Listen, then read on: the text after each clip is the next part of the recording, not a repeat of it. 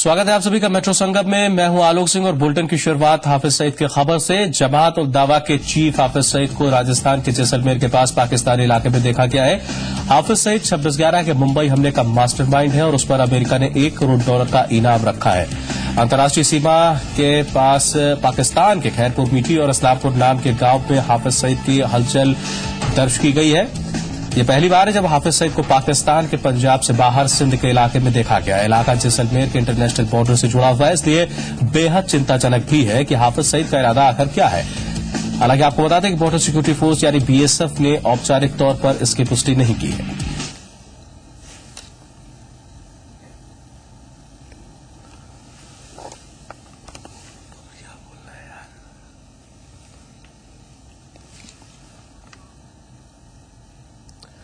हाफिज सईद प्रतिबंधित संगठन जमात उद दावा का प्रमुख और चरमपंथी गुट लश्कर-ए-तैयबा का संस्थापक है। आतंकी संगठन लश्कर-ए-तैयबा का संस्थापक सईद भारत के सर्वाधिक वांछित अपराधियों की सूची में शामिल है। मुंबई की 26/11 की घटना में 166 लोग मारे गए थे। उस हमले के बाद भारत ने पाकिस्तान से उसे सौंपने को कहा था। मुंबई आतंकी हमलों में उसकी भूमिका को लेकर भारत ने सईद के खिलाफ इंटरपोल रेड क्वार्टर नोटिस जारी कर रखा है। वहीं अमेरिकी वित्त मंत्रालय ने अपने आदेश संख्या 13,224 के तहत उसे विशेष निगरानी सूची में रखा है। अमेरिका ने दुनिया में आतंकवाद के लिए जिम्मेदार लोगों की जो सूची जारी की थी उसमें हाफिज सईद को दूसरे स्थान पर रखा गया है। अमेरिका ने 4 बड़े चरमपंथियों पर $1 करोड़ का इनाम रखा है। लश्कर-ए-तैयबा का संस्थापक हाफिज मोहम्मद सईद उन 4 आतंकियों में से एक है जिन पर अमेरिका ने $1 करोड़ का इनाम की घोषणा की है। अमेरिका ने लश्कर-ए-तैयबा को 2001 में विदेशी आतंकवादी संगठन घोषित किया था। अप्रैल 2008 में जमात उद दावा को भी यही दर्जा दिया गया। पंजाब प्रांत सरगोधा में 6 मई 1950 को पैदा हुए सईद को मुंबई हमलों के बाद अंतर्राष्ट्रीय दबाव को देखते हुए 6 महीने से कम समय तक नजरबंद रखा गया था। लाहौर हाई कोर्ट के आदेश के बाद उसे 2009 में रिहा कर दिया गया। परवेज मुशर्रफ के कार्यकाल में लश्कर को प्रतिबंधित कर दिया गया था, लेकिन पाकिस्तानी सरकार ने जमात उद दावा पर औपचारिक रूप से प्रतिबंध नहीं लगाया।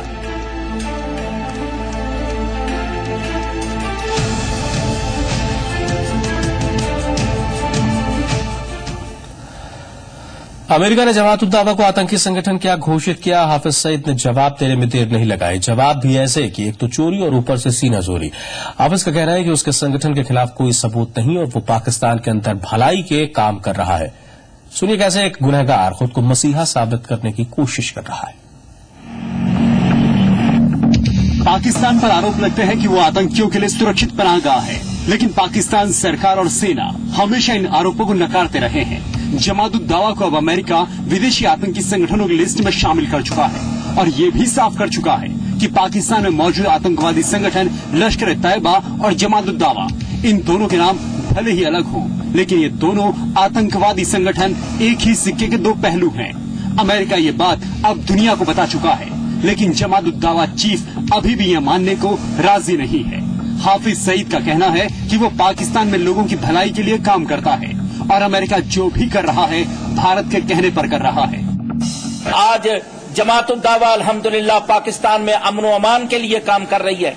हम तालीम का काम कर रहे हैं, हम रिलीफ का काम कर रहे हैं, हम लोगों को जोड़ रहे हैं, हम तशद्दुद की सियासत के खिलाफ काम कर रहे हैं। इस वजह से अमेरिका को हमसे बड़ी परेशानी है, इंडिया हमसे बड़ा परेशान है और इंडिया की डिक्टेशन पर अमेरिकी फैसले कर रहे हैं। भारत कई बार पाकिस्तान को सबूत सौंप चुका है कि हाफिज सईद मुंबई हमले का मास्टरमाइंड है, लेकिन खुलेआम पाकिस्तान की सड़कों पर घूमने वाला हाफिज अभी भी अपने खिलाफ सबूत मांग रहा है।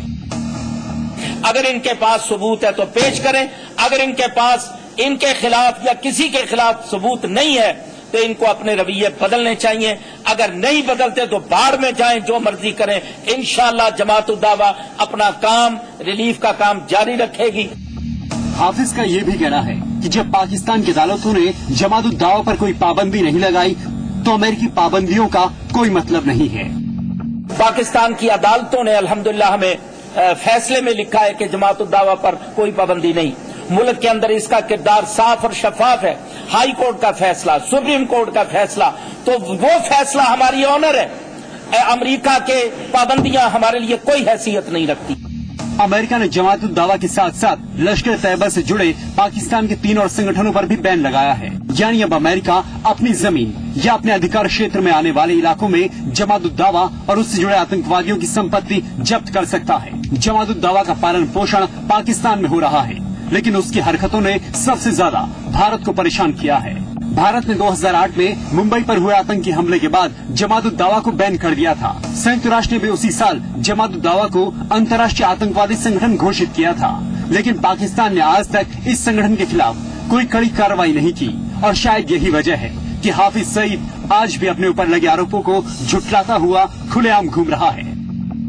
ब्यूरो रिपोर्ट, जी मीडिया। सुनंदा पुष्कर की मौत के मामले में बड़ा खुलासा हुआ है। एम्स के forensic head doctor Sudhir Gupta का आरोप है कि सुनंदा की मौत को सामान्य बताने को कहा गया, साथ ही पोस्टमार्टम रिपोर्ट को बदलने का दबाव था। इस मामले में स्वास्थ्य मंत्रालय और सीडीसी को शिकायत की गई है।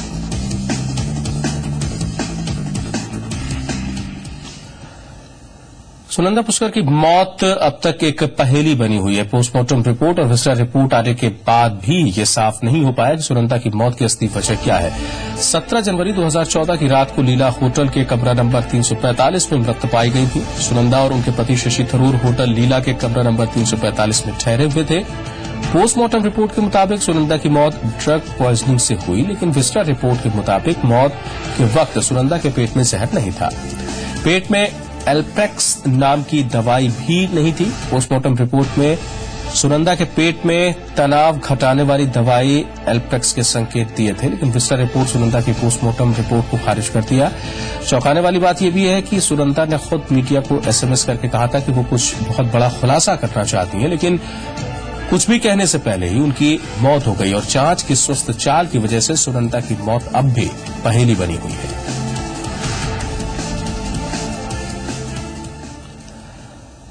जमाखोरी के खिलाफ दिल्ली में भी अभियान चल पड़ा है। लेफ्टिनेंट गवर्नर नजीब जंग के आदेश के बाद जमाखोरों के खिलाफ कार्रवाई शुरू हो गई है। फूड डिपार्टमेंट की पावर टीमें छापा मारने में जुटी है।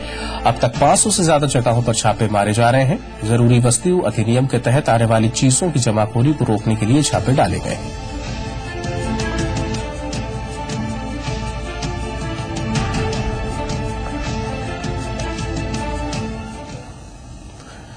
केंद्रीय खाद्य आपूर्ति मंत्री रामविलास पासवान का कहना है कि जमाखोरों की वजह से प्याज के दाम बढ़े हैं और इस मामले में 4 जुलाई को एक अहम बैठक है। सूचना और प्रसारण मंत्री प्रकाश जावड़ेकर का कहना है कि महंगाई के लिए कोई ऑन ऑफ का बटन नहीं है।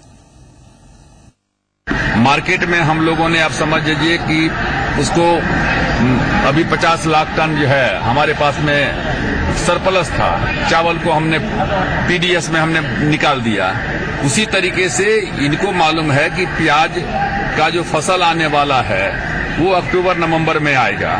तो ये जो 1-2 महीना का ट्रांजिट पीरियड है, जिसमें एक स्कार्सिटी का ये कमी का बहाना बना करके जो है इस तरह की कार्रवाई हो रही है, लेकिन हम उसको कंट्रोल क्या कहते हैं कर रहे हैं। अभी पीछे कुछ दिन पहले प्याज का दाम दिल्ली में बहुत बढ़ गया था मतलब एक आध रुपया बढ़ गया था।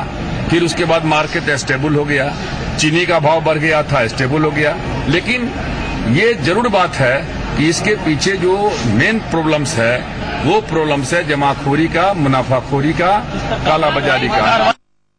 पिछले 10 साल के सरकार ने अर्थव्यवस्था को जिस चरमरा अवस्था में छोड़ा है, तो उसके कारण महंगाई से लोगों को जूझना पड़ा। महंगाई कोई ऐसी चीज नहीं है कि इलेक्ट्रिकल स्विच जैसे ऑन ऑफ करते तो होती है, लेकिन जिस दिशा में मोदी जी के नेतृत्व में सरकार चल रही है उसमें लोगों को जल्दी और लंबे समय के लिए राहत अगर मिलनी है तो बहुत नीतिगत निर्णय और ढांचागत परिवर्तन हो रहा है। उसका नतीजा आने के लिए थोड़ा समय लगता है। महंगाई की मार से बेहाल आम आदमी को एक और तगड़ा झटका लगा। दरअसल पेट्रोल डीजल के दामों में बढ़ोतरी के बाद अब गैर सब्सिडी वाले सिलेंडरों की कीमतों में इजाफे का ऐलान किया गया। हालांकि रियायती एलपीजी सिलेंडर के दामों और केरोसिन के दामों में किसी भी तरह की कोई बढ़ोतरी नहीं की गई।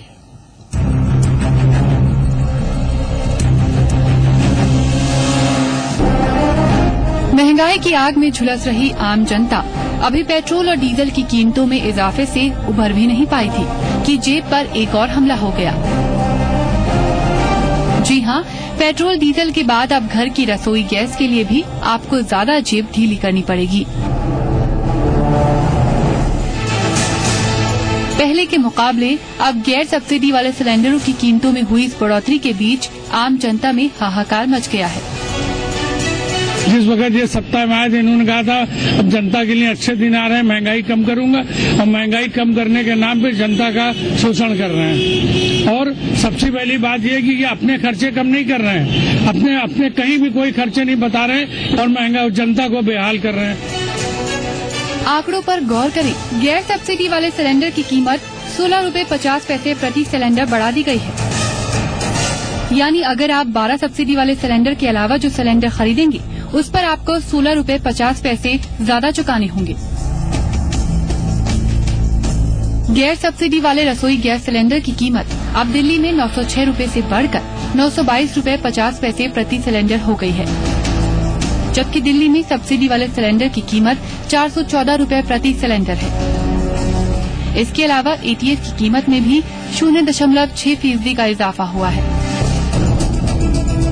साफ है कि महंगाई के मोर्चे पर पिछली सरकार को घेरने वाली बीजेपी जब खुद सत्ता में है तो सवाल अब उसी पर उठ रहे हैं।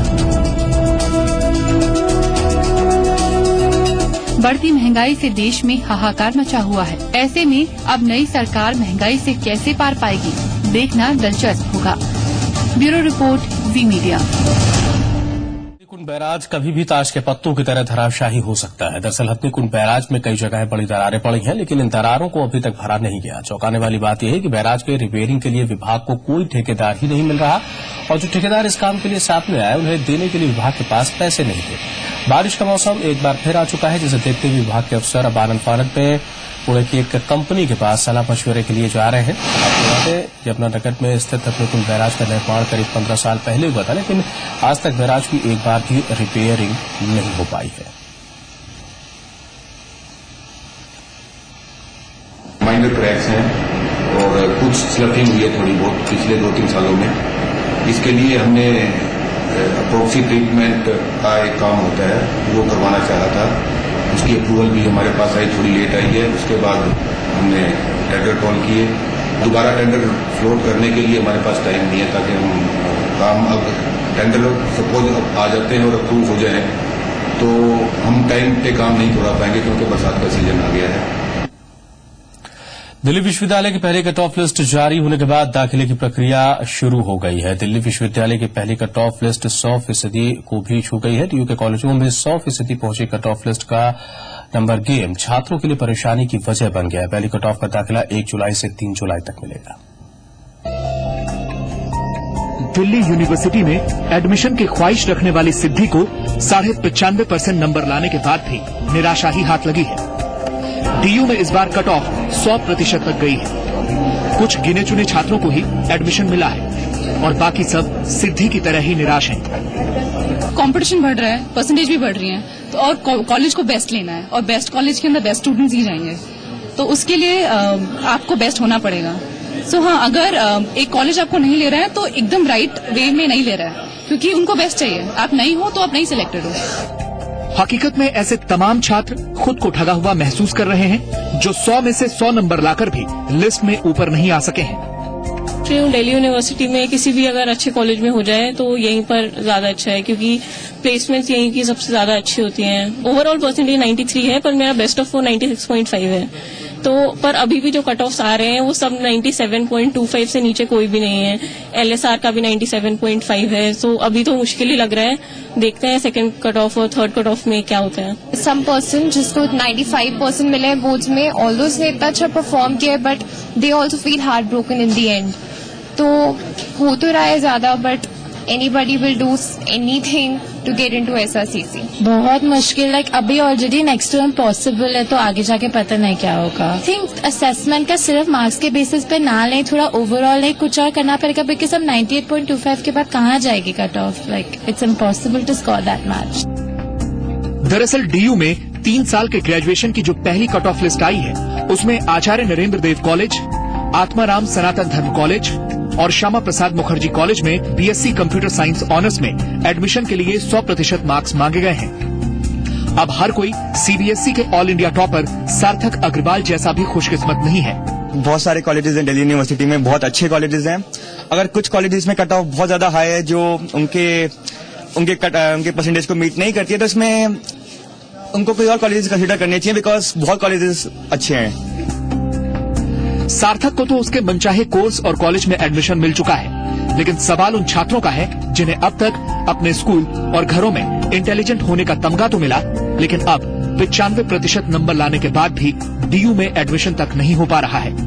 अश्विनी गुप्ता, जी मीडिया, दिल्ली। कहने को तो ग्रेटर नोएडा एजुकेशनल हब है, लेकिन आपको ये जानकर हैरानी होगी कि ग्रेटर नोएडा में महज 2 ही राजकीय महाविद्यालय हैं और उनमें महज 3,500 सीटें हैं, जिसके चलते हर साल करीब 70% छात्रों को निराशा हाथ लगती है।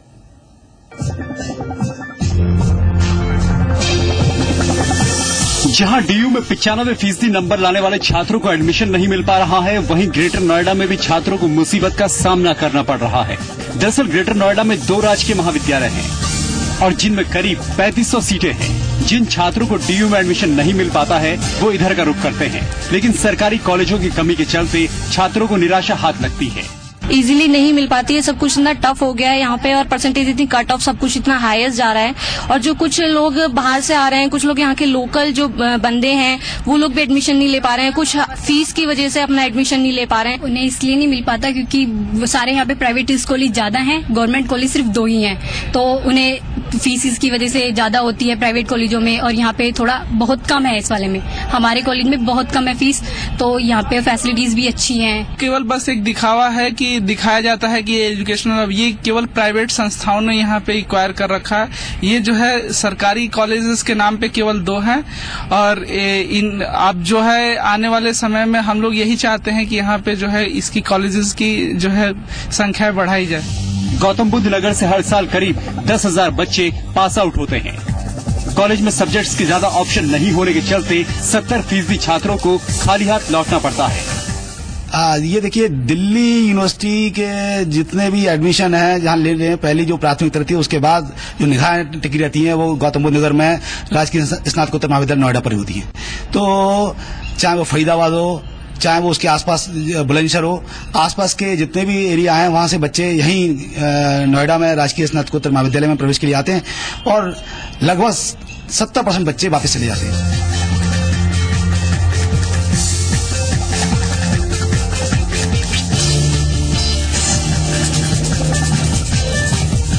गौतम बुद्ध नगर में बहुत कम लोग आज भी ग्रेजुएट होते हैं, क्योंकि यहाँ प्राइवेट शिक्षा बहुत महंगी है और सरकारी शिक्षा के नाम पे महज 2 डिग्री कॉलेज हैं। जरा आप अंदाजा लगाइए कि जहाँ 10,000 लोग हर साल पास आउट होते हों, वहाँ स्थिति क्या होगी। भले ही कहने के लिए गौतम बुद्ध नगर एजुकेशनल हब हो, लेकिन सच यही है कि चिराग तले अंधेरा जैसी स्थिति है। कैमरामैन सदाशिव सतपति के साथ सर्वेश कुमार, जी मीडिया, गौतम बुद्ध नगर। और इस वक्त एक बड़ी खबर आ रही है। इलाहाबाद हाईकोर्ट ने तेजाब की बिक्री के मामले में राज्य सरकार से जानकारी मांगी है। कोर्ट ने तेजाब की बिक्री को नियंत्रित करने के लिए नियम कानून का ब्यौरा मांगा है। कोर्ट ने 22 जुलाई तक जानकारी देने को कहा है। अनुभव शर्मा की जनहित याचिका पर कोर्ट ने ये आदेश दिया है।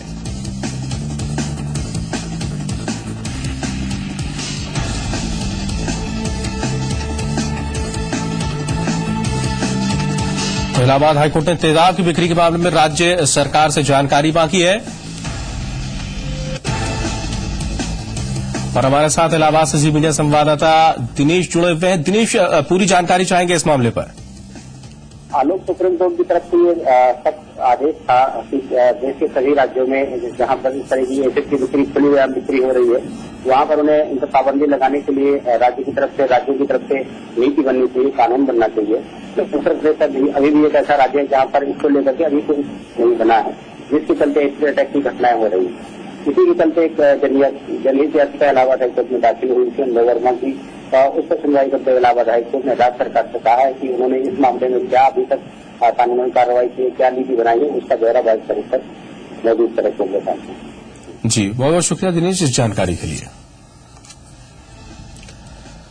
जल्दी एटीएम से हिंदी में भी ट्रांजैक्शन की पर्ची निकलेगी। गृह मंत्रालय ने रिजर्व बैंक को कहा है कि एटीएम से पर्ची हिंदी में निकलने का ऑप्शन होना चाहिए। मंत्रालय ने आरबीआई को कहा है कि वो बैंकों को आदेश दे कि जल्द ही वो ऐसे एटीएम लाए जिनमें हिंदी में पर्ची निकालने की सुविधा हो। मंत्रालय की ओर से जारी चिट्ठी में लिखा गया है कि भविष्य में वही एटीएम लगाए जिनसे हिंदी और अंग्रेजी दोनों में रसीद निकल सके। फिलहाल यूनियन बैंक के एटीएम से हिंदी में पर्ची निकलती है, जिसका हाल बता रहे हैं जी मीडिया संवाददाता रितेश मेहता। एटीएम में ट्रांजैक्शन करने पर अब आपको अंग्रेजी के अलावा हिंदी भाषा में भी अपनी रिसीट मिलेगी, ट्रांजैक्शन रिसीट मिलेगी। मोदी सरकार के आने से हिंदी भाषा पर जो प्रभाव दिया, हिंदी भाषा पर जो जोर दिया जा रहा है, उसमें वित्त मंत्रालय की तरफ से बैंकों को भी एक नोटिस गया है कि उसमें ऐसी एटीएम मशीन बनाई जाए जिसमें कि इंग्लिश के अलावा हिंदी ट्रांजैक्शन रिसीट भी आए। अब तक जो ऐसा होता था कि इंग्लिश के अलावा आप हिंदी में ट्रांजैक्शन करते थे, लेकिन रिसीट आपको केवल अंग्रेजी में ही मिलती थी। लेकिन अब जो नई मशीनें बनेंगी उसमें हिंदी में भी आपको ऐसी प्रिंटिंग आएंगी जो कि रिसीट आएंगी जिसमें कि हिंदी में टाइप किया हुआ मिलेगा। इससे हिंदी भाषी जो कामकाज करने वाले लोग हैं उसको काफी ज्यादा मदद मिलेगी। साथ ही जो नई मशीनें हैं उनको भी ऐसे ही प्रोग्राम किया जाएगा जिसमें कि हिंदी भाषी प्रिंट हो सके। साथ ही वित्त मंत्रालय का ऐसा ऑर्डर है कि जो मौजूदा मशीन है एटीएम उनको भी हिंदी भाषा में कन्वर्ट किया जाए, उनको अपग्रेड किया जाए ताकि उसमें भी हिंदी के अलावा ऐसी भाषा किया जाए। फिलहाल जो है यूनियन बैंक ऑफ इंडिया की तरफ से ऐसी एटीएम मशीन्स बनाई जाती हैं। एटीएम मशीन्स हैं जिनमें कि इंग्लिश के अलावा 7 अलग अलग रीजनल लैंग्वेजेस में आपको अपनी जो ट्रांजैक्शन रिसीट है वो मिलती है। और अब वित्त मंत्रालय के निर्देश के बाद बाकी बैंक भी जल्द ही ये सारी सेवा शुरू करेंगे। कैमरामैन श्रीनिवास के साथ रितेश मेहता, जी मीडिया, मुंबई। दिल्ली में cricket today champions league under 14 academy के पहले टूर्नामेंट का आयोजन हुआ। इस टूर्नामेंट में राजधानी दिल्ली के 12 बेस्ट क्रिकेट एकेडमीज ने हिस्सा लिया। टूर्नामेंट के लीग और semifinal match SS Khalsa senior secondary school Lajpat Nagar में खेले गए, जबकि final match Jamia sports complex में हुआ। टूर्नामेंट का फाइनल दिल्ली 11 जसोला और दिल्ली वंडर्स नोएडा के बीच हुआ। दिल्ली 11 जसोला ने फाइनल में 80 रन बनाए, लेकिन दिल्ली वंडर्स ने 3 विकेट खोकर ही ये लक्ष्य हासिल कर दिया और 7 विकेट से जीत हासिल की। इस पूरे टूर्नामेंट का प्रसारण डीडी स्पोर्ट्स पर हुआ। ऐसा पहली बार है जब किसी अंडर 14 टूर्नामेंट का सीधा प्रसारण नेशनल स्पोर्ट्स चैनल पर हुआ। और ये हमारा क्रिकेट टुडे चैंपियंस लीग का फर्स्ट एडिशन है और हम हर साल इसको करते रहेंगे। अंडर 14 और पहले स्कूल्स करेंगे अंडर 14, फिर अंडर 16, फिर अंडर 19 और कॉर्पोरेट्स। देखिए हमारा जो मेन एम है ग्रास रूट लेवल के क्रिकेटर्स को उठा के दिल्ली की रणजी टीम में डालना। वो क्योंकि हम एक क्रिकेट की मैगजीन है पिछले 17 साल से मार्केट, तो हमारा जो मुद्दा हम मैगजीन के थ्रू करते हैं वो हम इवेंट के थ्रू भी अब करना चाहते हैं और वो बच्चों को लेके जाना हमारा मुद्दा है दिल्ली टीम में। मेट्रो संगम में इतना ही। नमस्कार।